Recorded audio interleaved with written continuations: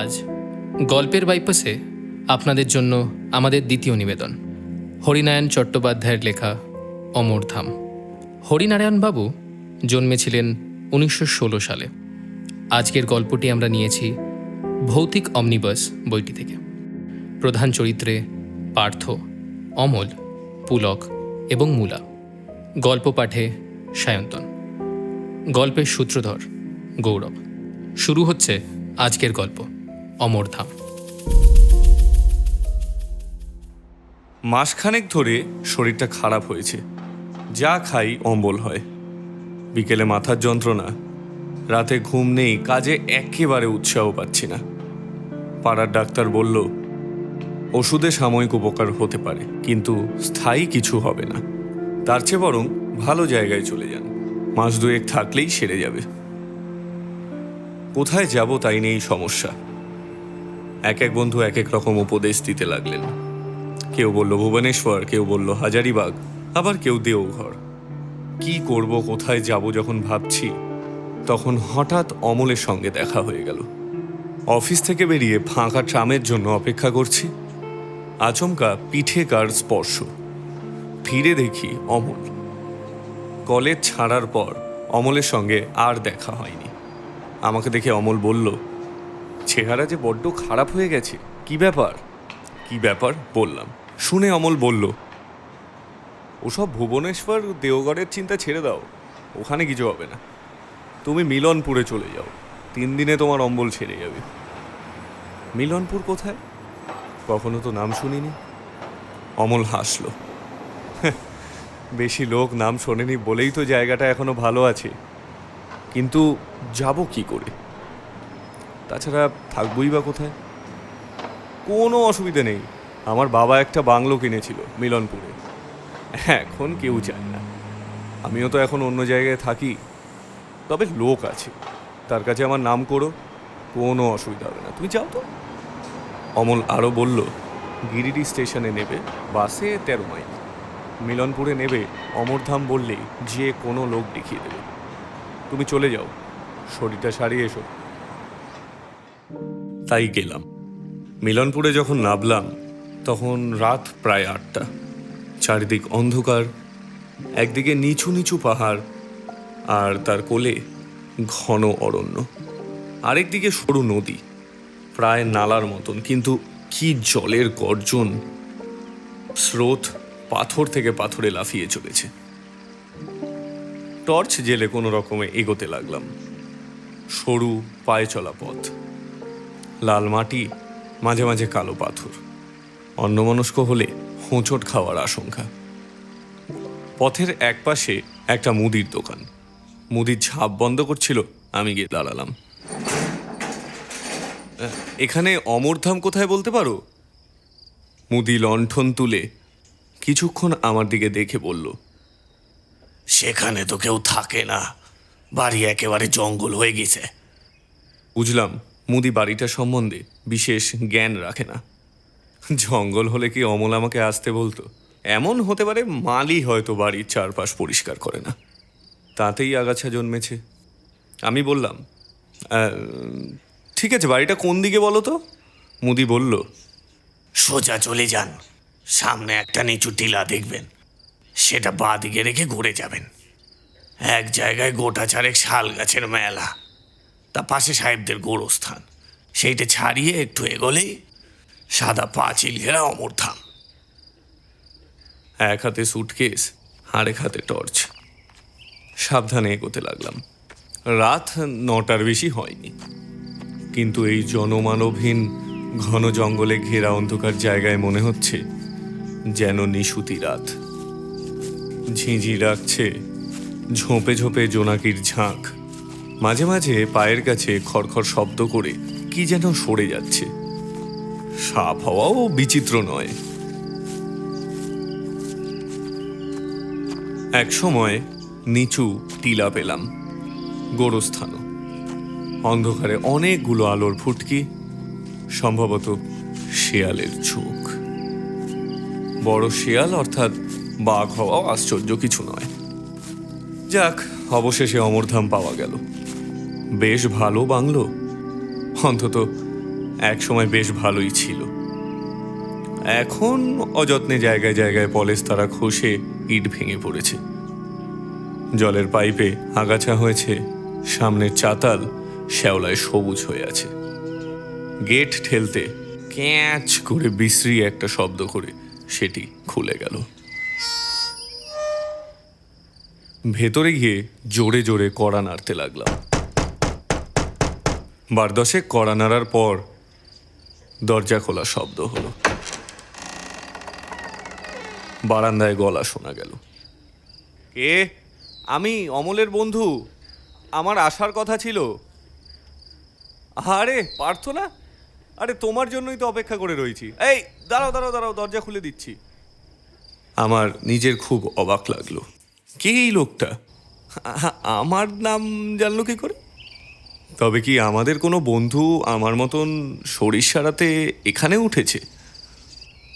নিচের দরজা খুলতেই খোলা দরজা দিয়ে এক ঝাঁক চামচিকে উড়ে গেল। আর একটু হলেই তাদের ডানা আমার মাথায় লেগে যেত।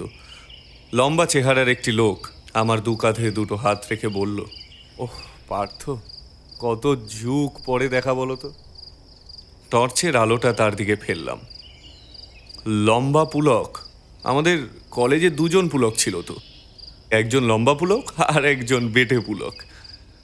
তারপরের কথাটা মনে হতেই মেরুদণ্ড বেয়ে ঠান্ডা প্রবাহ নামল, বুকের শব্দ দ্রুততর হতে থাকলো। তাই তো শুনেছিলাম বছর 5 আগে টালা ব্রিজের কাছে লম্বা পুলক দুর্ঘটনায় মারা গেছে। পুলক মোটর সাইকেলে ছিল, সামনাসামনি এক লরির সঙ্গে ধাক্কা। পুলক আর তার মোটর সাইকেল দুই একেবারে ছাতু হয়ে গিয়েছিল। কি সারা রাত বাইরে দাঁড়িয়ে থাকবে নাকি? পুলক তাড়া দিল। ভেতরে ঢুকতে ঢুকতে বললাম, না চলো, একটা কথা ভাবছিলাম। কি কথা? শুনেছিলাম দুর্ঘটনায় নাকি তুমি মারা গিয়েছিলে বছর 5 আগে। পুলক খুব জোরে হেসে উঠল। আরে একরকম মরাই তো, দেখো না, বাঁ পায়ে একদম জোর পাই না। হাসপাতাল থেকে সোজা এখানে চলে এসেছি। বলতে নেই, এখন খুব ভালো আছি ভাই। এখানকার জল হাওয়ায় খুব উপকার পেয়েছি। এসো এসো, ভেতরে এসো। শরীর খুব পরিশ্রান্ত। দাঁড়িয়ে দাঁড়িয়ে আলোচনা করতে আমারও ভালো লাগছিল না। কোনো রকমে কিছু মুখে দিয়ে শুয়ে পড়তে পারলেই আজকে বাঁচি। স্নান করবে তো? পুলক জিজ্ঞাসা করলো। এত রাত্রে নতুন জায়গায় সাহস হচ্ছে না। আরে গরম জলে স্নান করে নাও, শরীর ঝরঝরে লাগবে। গরম জল এক্ষুনি পাঠিয়ে দিচ্ছি। স্নান সেরে বাইরে আসতে দেখি টেবিল সাজিয়ে পুলক বসে আছে। প্লেট ভর্তি গরম ভাত আর মুরগির মাংস। এখানে রান্না করে কে? পুলক বলল, রান্না, বাসন মাজা, ঘরদোর পরিষ্কার করা সবই মুলা করে। এদেশি লোক, ভারী কাজের। আমি সন্ধ্যে 6টার মধ্যে খেয়ে নিই। না তুমি আর বসে থেকো না, নিশ্চয়ই খুব ক্লান্ত, শুয়ে পড়ো। এটা তোমার ঘর। এই ঘরে ঢুকেই আশ্চর্য হয়ে গেলাম। সিঙ্গেল খাটের ওপর পরিপাটি বিছানা, মাথার কাছে টিপয়ের ওপর জলের গ্লাস। ভোরে উঠে আমার যে জল খাওয়ার অভ্যেস, এটা পুলক জানলো কি করে? শুয়ে পড়লাম। বিছানায় গা ঠেকানো মাত্র গভীর নিদ্রা।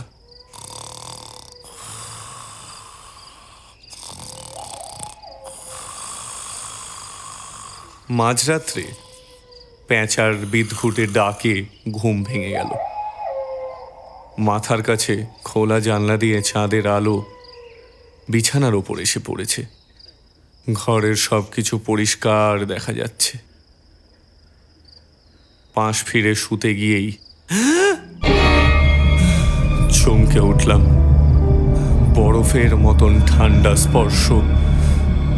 চোখ খুলেই রক্ত হিম হয়ে গেল। আমারই বালিশে মাথা দিয়ে একটা কঙ্কাল শুয়ে, একটা হাত প্রসারিত। সেই হাতটাই আমার শরীরে ঠেকেছিল। আর্তনাদ করে উঠে বসলাম। কি হলো পার্থ? পুলক খাটের কাছে এসে দাঁড়িয়েছে। কঙ্কালের দিকে আঙ্গুল দেখাতে গিয়েই দেখলাম বিছানা খালি, কোথাও কিচ্ছু নেই। তুমি নিতান্ত ছেলে মানুষ পার্থ, চলো আমি না হয় তোমার পাশে শুই। লজ্জা পেয়ে মাথা নাড়লাম। না না, থাক থাক, তোমার শুতে হবে না, তুমি যাও যাও। পুলক সরে গেল। ঘুমোবার চেষ্টা করতে করতে নতুন একটা চিন্তা মনে এলো। শোয়ার আগে আমি তো দরজা বন্ধ করে দিয়েছিলাম, তাহলে পুলক ঘরের মধ্যে ঢুকলো কি করে? উঠে আর পরীক্ষা করতে ইচ্ছা হলো না। ঘুমে চোখ বন্ধ হয়ে এলো। পরের দিন সকালে উঠে দেখলাম ঘরের দরজা ভেতর থেকে খিল দেওয়া। এদিক ওদিক চোখ ফিরিয়ে দেখলাম ভেতরে ঢোকার তো আর কোনো পথ নেই। তাহলে পুলক কাল রাতে ঘরে ঢুকলো কি করে? দরজা খুলতেই পুলককে দেখলাম বাগানে দাঁড়িয়ে আছে। কাল রাতে তার ঘরে ঢোকার কথা বলতেই সে হেসে উঠল খুব জোরে। তুমি নিশ্চয়ই স্বপ্ন দেখেছো। আমি আবার কখন তোমার ঘরে ঢুকলাম পার্থ? কি হচ্ছে কি এটা? স্বপ্ন তা হবে হয়তো, কি কিন্তু এত পরিষ্কার স্বপ্ন জীবনে কখনো দেখিনি। এখনো চোখের সামনে যেন ঘুমন্ত নরকঙ্কালটা দেখতে পাচ্ছি। মুখ হাত ধুয়ে নাও, মুলা এক্ষুনি চা দিয়ে যাবে। বারান্দায় দুটো বেটে চেয়ার পাতা, মাঝখানে গোল টেবিল। হাত মুখ ধুয়ে একটা চেয়ারে বসলাম। উল্টো দিকে চেয়ারে পুলক বসে বলল, মুলা, এই পার্থবাবু চা নিয়ে এসো। চা আর টোস্ট নিয়ে যে এলো তাকে দেখে আমার সারা শরীর কেঁপে উঠল। এমন বিভৎস চেহারা আমি জীবনে দেখিনি। গায়ে চিমটি কাটলেও এক তিল মাংস উঠবে না, এমনই শীর্ণ চেহারা। চোখ দুটো এত ভেতরে ঢোকা যে আছে কিনা সেটাই বোঝা যাচ্ছে না। সরু কাঠির মতো হাত পা, ঝকঝকে দাঁতের পাটি, সর্বদাই বাইরে। চা টোস্ট দিয়ে চলে যেতে আমি বললাম, লোকটার চেহারা দেখলে ভয় করে। পুলক বলল, মানুষের চেহারার কতটুক, ছাল ছাড়ালে সবাই সমান। মুলার চেহারা যেমনই হোক, লোকটা কিন্তু খুব কাজের।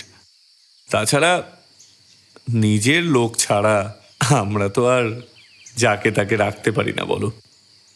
নিজের লোক মানে মানে খুব জানাশোনা। একেও এখানকার গাঁয়ের থেকেই অমলই জোগাড় করে এনেছিল। খেতে খেতে বললাম, তোমার চা টোস্ট কই? পুলক উত্তর দিল, আমি এসব খাই না ভাই, সহ্য হয় না। ভোরে উঠে ছোলা ভেজানো খাই আর আদা। একটু থেমে পুলক বলল, তুমি বসো, আমি একটু ঘুরে আসি। এখন আবার কোথায় যাবে? একবার পোস্ট অফিস যাব, তাছাড়া আরও দু এক জায়গায় ঘুরে আসবো। আর তুমি আমার জন্য অপেক্ষা করো না, আমি বাইরে কোথাও খেয়ে নেব। সারাটা দিন পুলক ফিরল না, সন্ধ্যের সময়ও না। মুলাকে জিজ্ঞেস করতে সে বলল, বাবুর ফেরার কোনো ঠিক ঠিকানা নেই, কোথায় কোথায় যে যায়। খাবার সময় আরেক কাণ্ড। বসে খাচ্ছি, পাশে মুলা দাঁড়িয়ে। তাকে বললাম, একটু তরকারি নিয়ে এসো তো, আর দুখানা রুটি। মুলা চৌখাটের কাজ পর্যন্ত গিয়ে বাইরে হাত বাড়িয়ে তরকারি আর রুটি এনে দিল। ঠিক মনে হলো এগুলো নিয়ে কে যেন বাইরে অপেক্ষা করছিল। কিছু আর জিজ্ঞাসা করলাম না, কিন্তু এবাড়ির বাতাসে কেমন যেন ভয়ের গন্ধ। মনে হয় অশরীরী আত্মারা আনাচে কানাচে লুকিয়ে আছে। সেই রাতেই দারুণ দৃশ্য চোখে পড়ল। ঘুম আসেনি, বিছানায় শুয়ে এপাশ ওপাশ করছি, হঠাৎ বাইরে খড়খড় আওয়াজ। দুহাতের পাতা রগলালে যেরকম শব্দ হয় ঠিক তেমনই। আস্তে আস্তে উঠে জানলার খড়খড়ি খুলে বাইরে চোখ রাখলাম। ম্লান চাঁদের আলো, খুব স্পষ্ট নয়, আবার একেবারে অস্পষ্টও নয়। উঠোনে একটা গুঁড়ির ওপর দুটো কঙ্কাল ঘেঁষাঘেঁষি বসে, একজনের হাত আরেকজনের গলায়, আর একটু দূরে একটা গাছের ডাল ধরে মুংলা দোল খাচ্ছে। কি লম্বা চেহারা, সারা দেহে কোথাও এক তিল মাংস নেই, চোখের দুটো গর্ত থেকে গাঢ় লাল রং বেরোচ্ছে। অজান্তে মুখ থেকে একটা আর্তনাদ বেরিয়ে গেছিল। সঙ্গে সঙ্গে কঙ্কাল দুটো ফিরে দেখল, চোখ নেই, তবুও কি মর্মভেদী দৃশ্য।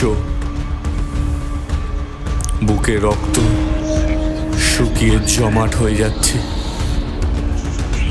আশ্চর্য কাণ্ড, একটু একটু করে কঙ্কাল দুটোর গায়ে মাংস লাগছে কি করে? সেকেন্ড কয়েকের মধ্যে দুটি পূর্ণ মানুষের মূর্তি ফুটে উঠল।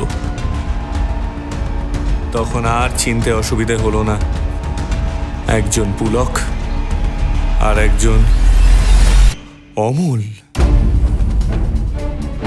কাঁপতে কাঁপতে বিছানায় ফিরে গেলাম আমি। সারা রাত ঘুমোতে পারলাম না। যা দেখেছি তারপর ঘুমানো সম্ভব নয়। বাইরে খটখট শব্দ, মনে হলো একাধিক কঙ্কাল উঠোনে পাইচারি করছে।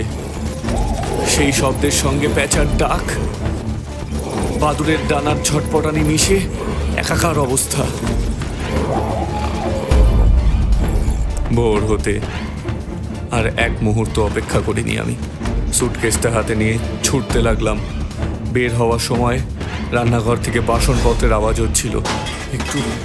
একটু পরেই হয়তো মুলা আমার হাতের সামনে এসে চা নিয়ে দাঁড়াবে, কিন্তু আমার আর মুলার মুখোমুখি দাঁড়াবার সাহস নেই। ছুটতে ছুটতে যখন মুদির দোকানের সামনে গিয়ে পৌঁছালাম, তখন মুদি সবে দোকানের ঝাঁপ খুলছে। হাঁপাতে হাঁপাতে বললাম, এক গ্লাস জল দেবেন?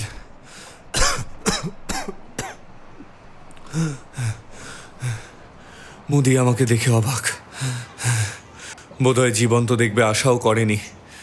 জল দিয়ে জিজ্ঞাসা করলো, আপনি অমরধাম থেকে আসছেন, খাওয়া দাওয়া কি করতেন? মুদির কাছে কিছু বলতে ইচ্ছে হলো না, শুধু বললাম, কেন মুলা রাত তো? মুদির মুখটা হাঁ হয়ে গেল, দুটো চোখ বিস্ফারিত, কাঁপা গলায় বলল, মুলা মুন্ডা। মুলাকে তো বছর 5 আগে অমরধামের এক গাছে ঝুলন্ত অবস্থায় পাওয়া গেছিল। আত্মহত্যা? অনেকে বলেছিল বিষয় সম্পত্তি নিয়ে গন্ডগোল হওয়ায় নাকি ভাই পোড়াই ওকে চুলাই দিছিল। আর দাঁড়ায়নি। গিরিডি না পৌঁছানো পর্যন্ত শান্তি নেই। অমরধামের বাসিন্দারা গন্ধ শুকে শুকে হাজির হলেই সর্বনাশ। বাকিটা শুনলাম গিরিডি স্টেশন মাস্টারের কাছে। ওই বাড়ির অমলবাবু মাঝে মাঝে আসা যাওয়া করতেন। বছর 2 আগে তাকে ঘাড় মটকানো অবস্থায় বাড়ির উঠোনে পাওয়া গিয়েছিল। গিরিডি থেকে পুলিশের কর্তা গিয়েছিল, কিন্তু খুনের কোনো হদিশ হয়নি। মাথাটা ঘুরে উঠল। তাহলে কলকাতার রাস্তায় অমলের সাথে দেখা আর আমাকে মিলনপুরে আসার আমন্ত্রণ করা, এসবের কি ব্যাখ্যা হতে পারে? আর পুলকের দুর্ঘটনায় মৃত্যু, এ তো আমার জানাই ছিল। নিজেদের দল বাড়াবার জন্যই কি আমাকে ডেকে আনা হয়েছিল? তাহলে মুঠোয় পেয়ে ছেড়ে দিল কেন? গলায় পইতে আছে বলেই কি জানি। যতই ভাবি, এ প্রশ্নের কোনো উত্তর হয় না। গল্পের বাইপাসে আজ শুনলেন অমরধাম। গল্প রচনা হরিনারায়ণ চট্টোপাধ্যায়। গল্প পাঠ, পরিকল্পনা এবং পরিচালনায় সায়ন্তন চক্রবর্তী। গল্পের সূত্রধর আমি, গৌরব ভাদুরী। শব্দগ্রহণ, আবহ সঙ্গীত এবং স্পেশাল এফেক্টসে স্বস্তিক রায়। পোস্টার ডিজাইনে রমিত। শেষ হলো আমাদের দ্বিতীয় পর্ব। আগামী দিনে আরও একটি গল্প নিয়ে হাজির হব আমরা। আমাদের সঙ্গে থাকুন, গল্প শুনতে থাকুন। ধন্যবাদ।